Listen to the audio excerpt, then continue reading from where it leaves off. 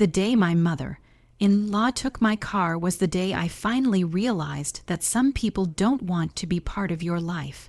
They want to own it. I had worked hard for everything I had. At 32, I wasn't rich, but I was proud of the life I had built. I worked long hours as a project coordinator, saved every extra dollar, and avoided unnecessary expenses.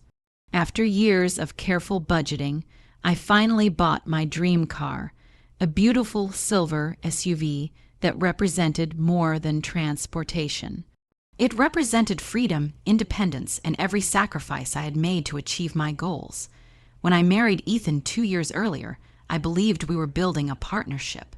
He was kind, funny, and seemed supportive of my ambitions. Unfortunately, there was one problem I underestimated: his mother, Linda. From the moment we got engaged, Linda made it clear she didn't approve of me. She disguised her criticism as advice. A wife shouldn't be so focused on her career, she would say, or a good marriage works best when the husband leads. At first, I laughed off her comments. I thought she came from a different generation and didn't mean any harm. But as time passed, her remarks became sharper and more frequent. She criticized my clothes, my job, my cooking, and even how I spent my weekends. The strangest thing was her obsession with my independence. "You don't need to do everything yourself," she often said. While the words sounded caring, the tone felt different. It was as if my independence offended her. One Saturday morning, I woke up early for an important meeting with a client. I grabbed my coffee and looked out the front window. My heart immediately dropped. The driveway was empty. I blinked twice. My car was gone. Panic rushed through my body. Had it been stolen? I ran outside in my slippers and searched the street. Nothing. My hands shook as I called Ethan. "Have you seen my car?" I asked. There was a strange pause. Before he could answer, Linda's voice appeared behind me, looking for something. I turned around. She stood on the porch holding a cup of tea, looking completely relaxed. "My car is gone," I said. Linda smiled. "I know." My stomach tightened. "What do you mean, you know?" I had it moved. For a moment, I couldn't process her words. "You what?" "I took it." The world seemed to stop. "You took my car." She nodded as if discussing the weather. "I had a friend drive it to my property." I stared at her in disbelief. "Why would you do that?" Linda sipped her tea calmly. "Because someone needed to teach you a lesson."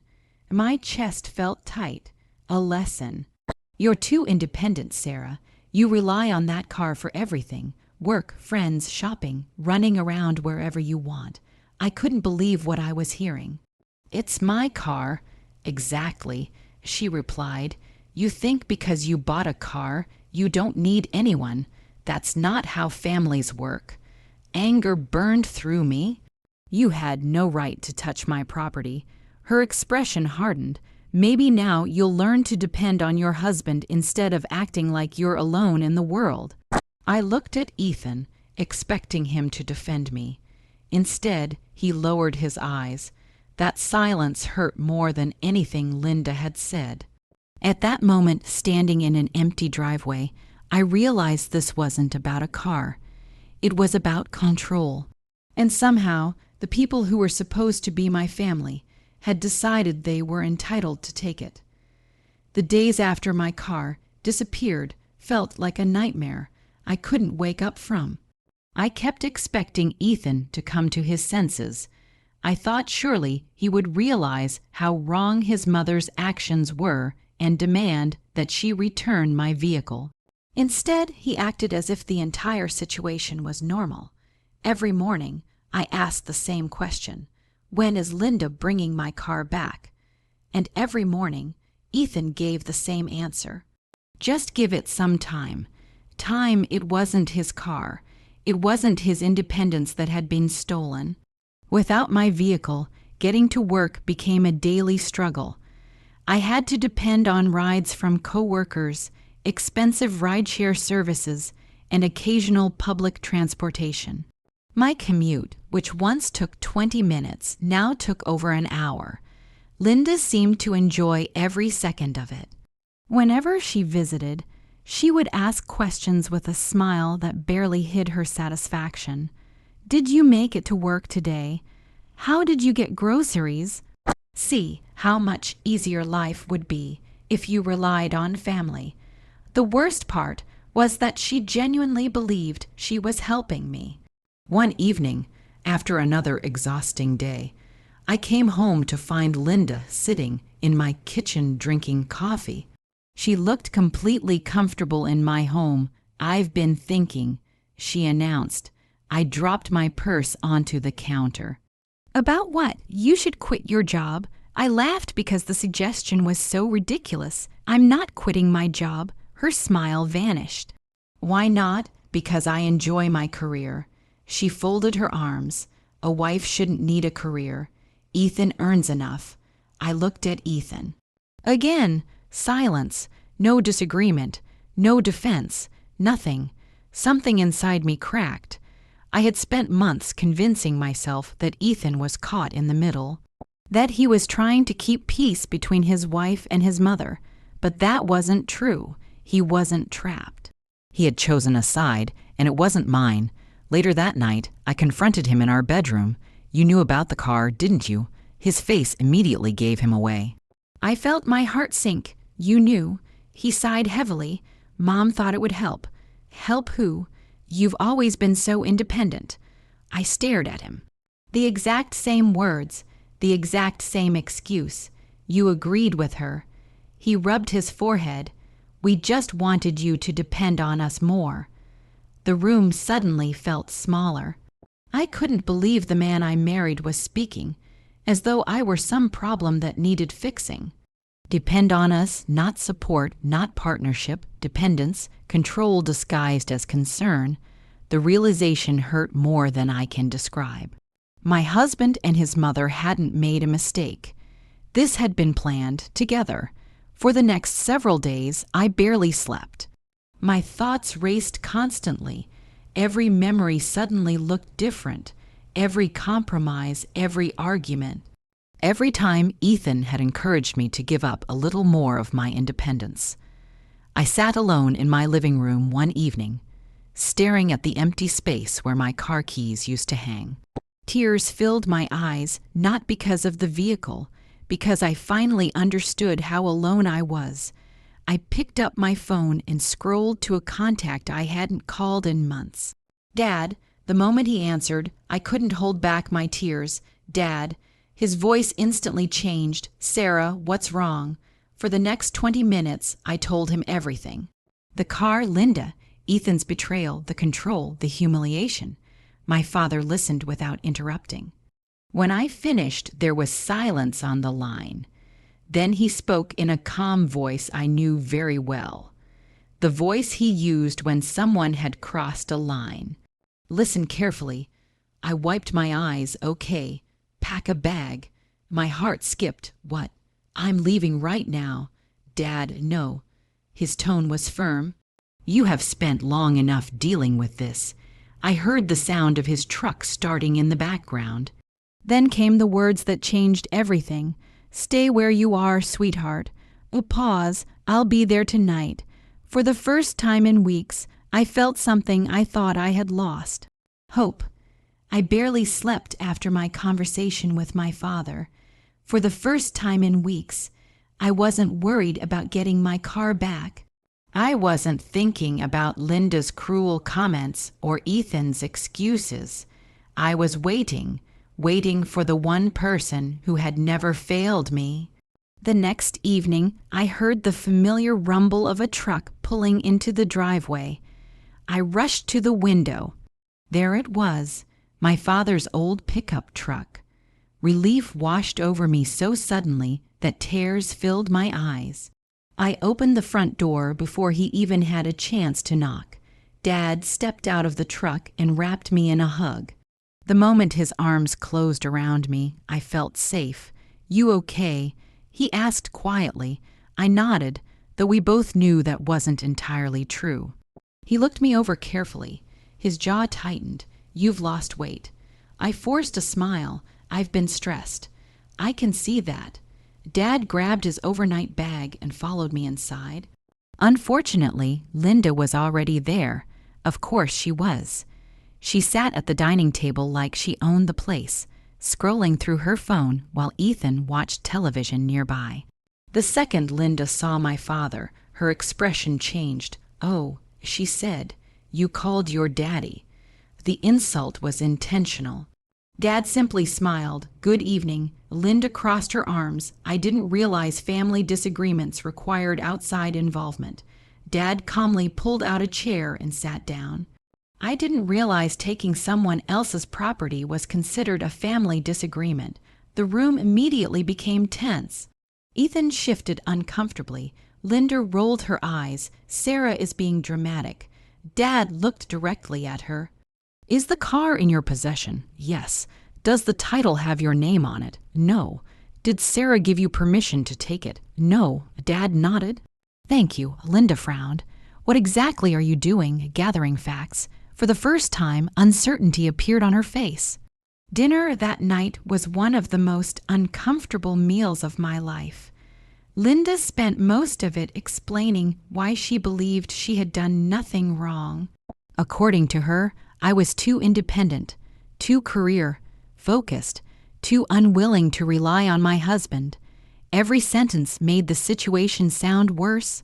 Dad listened patiently. He never interrupted, never argued, never raised his voice. That worried me more than if he had been shouting. Because when my father got quiet, it meant he was thinking. And when he was thinking, problems usually got solved. After dinner, he asked me for copies of my vehicle registration, insurance papers, and purchase documents. Thankfully, I kept digital copies of everything. Within minutes, he had all the proof he needed. The car belonged entirely to me. No shared ownership, no legal confusion, no gray area, just theft. Linda watched from across the room. "You can't seriously be making this into a legal issue." Dad looked up from the paperwork. "Why not?" Her confidence finally began to crack. "It was just a lesson." "No," Dad replied. "A lesson is taking away dessert from a child." He placed the documents neatly into a folder. "This is taking property from an adult." Ethan finally spoke. "Sir, maybe we can work this out privately." Dad stared at him for several seconds. "She is your wife." Ethan lowered his eyes. "You were supposed to protect her." The silence that followed was painful. Even Ethan couldn't defend himself. Dad stood and zipped the folder closed. Then he turned toward me. His expression softened immediately. The anger disappeared. The disappointment disappeared. All that remained was concern. He held out his hand. "Sarah." I looked at him. Yes, 3 words changed everything. "Get in the truck." The room froze.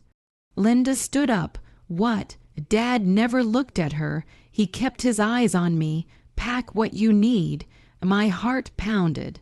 Years of fear, doubt, and exhaustion suddenly lifted from my shoulders. I wasn't trapped. I never had been. I simply needed someone to remind me. Dad picked up the folder and headed toward the door. Then he stopped. Without turning around, he delivered one final sentence.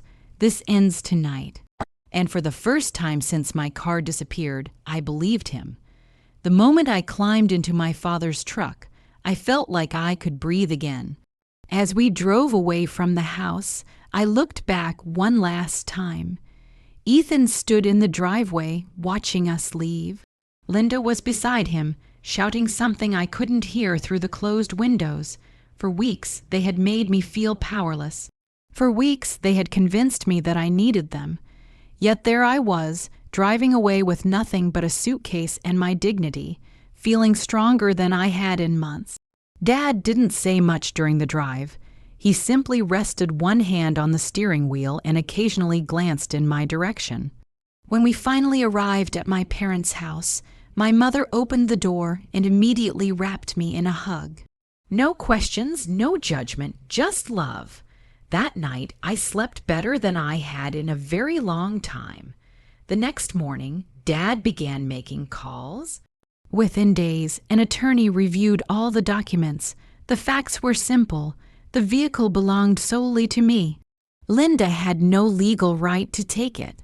The lawyer sent a formal demand letter requiring the immediate return of my car and reimbursement for transportation expenses I had been forced to pay while it was withheld.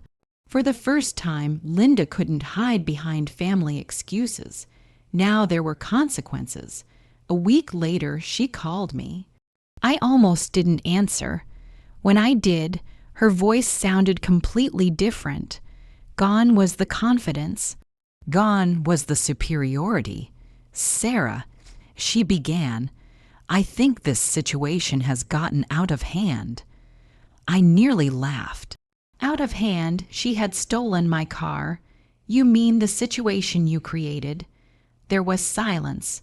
Then she quietly asked if I would drop the legal action. I politely refused. For once, she would have to face the results of her choices. 3 days later, my SUV was returned. Not only that, but Linda was forced to cover the expenses connected to keeping it from me. When I sat behind the wheel again, tears filled my eyes.